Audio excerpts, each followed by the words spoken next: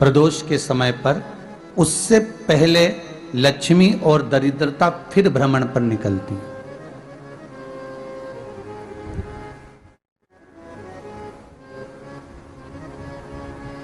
शिव भ्रमण कर कर जब वापिस आ जाते हैं, हिंदू धर्म में पीपल के वृक्ष की जो गणना वराह पुराण में करी गई है, 4 बजे से 7 बजे तक शिव के भ्रमण का समय बताया है शाम को। तो 7 बजे से लेकर फिर रात्रि 9 बजे तक लक्ष्मी और दरिद्रता फिर भ्रमण पर जाती है। इनका एक समय निश्चित है महाराज। भ्रमण कर कर आ जाना।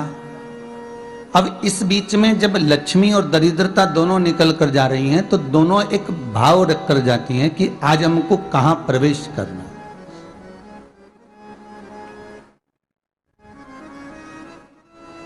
आज हमें किस जगह पर प्रवेश करना है, आज हमें कहां पहुंचना है, आज हमें किस जगह जाना है। और जिस नगर में जिस मार्ग से लक्ष्मी और दरिद्रता निकल कर जाती है, ये दोनों का जब निकलना होता है, इनको स्थान दिया गया जहां पर स्वच्छता हो, घर के दरवाजे पर रंगोली डली हुई हो, द्वार पर जल छीटा गया हो। महाराज, उस द्वार पर लक्ष्मी प्रवेश करती है तो दरिद्रता भी जाने लगती है अंदर। जब दरिद्रता अंदर जाने लगती है तो लक्ष्मी उसको रोक देती है, पहले मैं देखकर आती हूं कि तेरे लिए स्थान है कि नहीं, तू यहां रुक।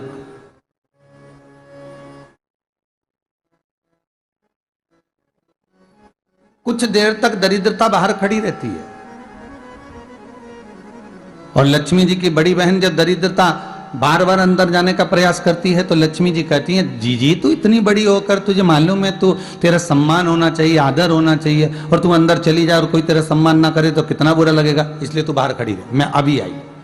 अंदर जाती है और जब लक्ष्मी जी भ्रमण कर लेती हैं, अंदर प्रवेश कर कर आती हैं, और प्रवेश कर कर आती हैं तो दरिद्रता पूछती है चले अंदर। तो लक्ष्मी जी कहती हैं, तुझे मालूम नहीं है क्या जीजी कि जिस घर में मैं प्रवेश कर जाती हूं उस घर में फिर दरिद्रता नहीं जा सकती, क्योंकि यह तेरा वचन था, यह तेरा वचन था। अपन दोनों का जब मंगल विवाह हुआ था, मेरा विवाह जब नारायण के साथ में हुआ और तुम्हारा विवाह जब दुसाह मुनि के साथ हुआ, दरिद्रता का विवाह दुसा मुनि के साथ हुआ।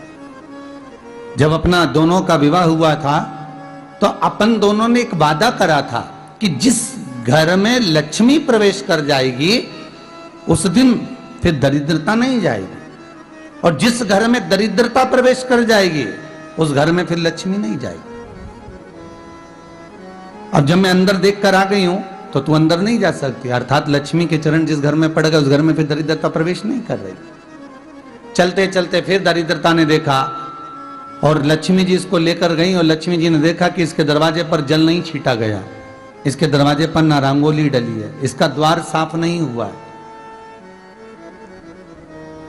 इसके द्वार पर दीप नहीं है, इसके द्वार पर कलश नहीं है, इसके दरवाजे पर ढेर सारा कचरा पड़ा हुआ है, कोई श्वान कोई कुत्ता गंदगी भी कर कर चला गया है, कहीं बिल्ली ने गंदगी कर रखी है, कहीं जीवों ने कुछ गंदा गिरा रखा है।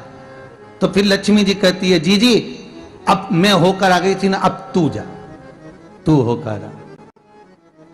और दरिद्रता प्रवेश करती है तो अंदर जाकर क्या देखती है दरिद्रता कि इतनी सवेरे से मैं घूमने इनके दरवाजे पर आई और ये तो सब चादर तान के चकाचक गुर्राटा भर भर कर सो रहे हैं। तो दरिद्रता कह देती है, तुम्हारा भाग्य ही बेकार है, तुम्हें क्या करूं, तुम ऐसे ही सोते रहो। और दरिद्रता गुस्से में बाहर निकल कर आती है, लक्ष्मी से कहती है, लक्ष्मी तू इसके घर में जाना ही मत। तो दरिद्रता को कहती है, जीजी तेरी बात नहीं मानूंगी क्या मैं?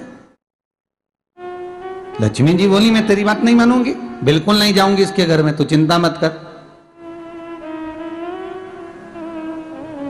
चल आगे चले। फिर आगे बढ़े। ये लक्ष्मी और दरिद्रता का प्रवेश है। आपके घर का द्वार आपके घर का दरवाजा। फिर निवेदन करूंगा एक बहुत सुंदर बात, हमें महाराष्ट्र से सीखना चाहिए, हमें साउथ से सीखना चाहिए, दक्षिण से।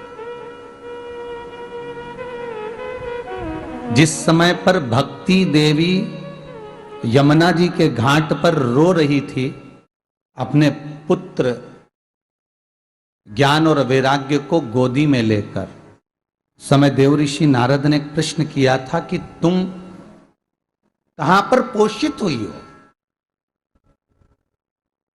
तुम्हें ऊर्जा कहां से प्राप्त हुई? तो कहा मैं गुजरात से तो चली हूं।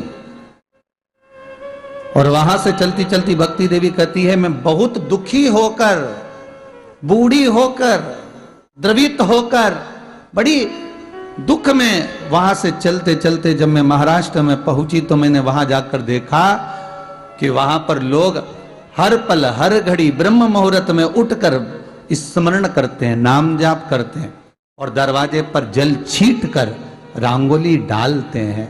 तो कह रही है कि वहां पर मैं थोड़ी अवस्थावान होने लगी, वहां मुझे अच्छा लगने लगा। फिर जब मैं और आगे पढ़ी, दक्षिण में जब पहुंची, वहां पर जाकर मैंने देखा कि सुबह से उठकर मंगलाचरण, मंगला स्तोत्र और वेदों की ध्वनि होने लगी। वहां पर मैं और आनंदित हो गई। हमें कुछ चीजें महाराष्ट्र से सीखना चाहिए कि वहां रहने वाले जो भगत हैं, वारकरी संप्रदाय के जो भक्त होते हैं, वैष्णव जो धर्म के भक्त होते हैं, उनका नियम है सवेरे के समय घर में पानी है कि नहीं है, पर जब भी वो घर का दरवाजे के बाहर थोड़ा ना थोड़ा पानी तो छींट ही देते हैं। और छींटने के बाद फिर वहां पर अपने यहाँ तो दिवाली पर रंगोली बनती है जी, और वहां पर रोज की रंगोली बन जाती है कि कभी हो सकता है परमात्मा राह भूल कर हमारे घर में प्रवेश कर जाए, इसलिए वहां प्रतिदिन की रंगोली,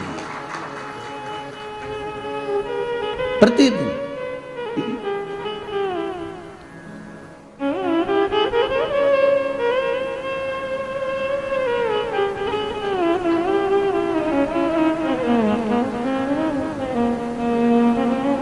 हमें सीखना चाहिए थोड़ा सा। आज के जमाने में तो बहू अपने कमरे की झाड़ू लगा ले, वो ही बहुत बड़ी बात है। हो खड़ी खड़ी बहू ये देखती रहेगी कि नौकरानी सही से झाड़ू लगा रही, वहां से लगा के लाओ, इधर से हेड के ले जाओ, वहां से कचरा सोरो, वहां से पोछा लगाओ। खड़ी रहेगी, उंगली से बताती रहेगी, पर इतना नहीं बनेगा कि सेविका से, नौकरानी से, दासी से कह दे कि तू मम्मी पापा के कमरे की लगा ले, मैं मेरे कमरे की लगा लूंगी, तू जा उधर।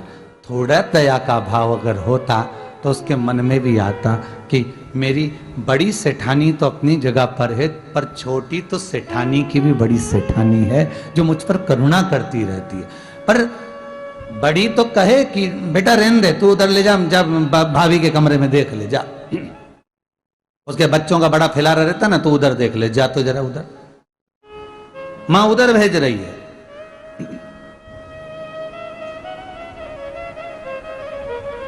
थोड़ा सेवा का भाव हमारे भीतर हो। और एक निवेदन तो हमेशा करा है और अब आज भी करता हूं, पूरे घर की सफाई करवाओ, पूरे घर में तुम पोछा झाड़ू जो चाहे करवाओ, मना नहीं है। पर एक निवेदन है, रसोई घर के अंदर बहू और बेटी ही जाकर भोजन बनाए तो अन्नपूर्णा सदा कृपा कर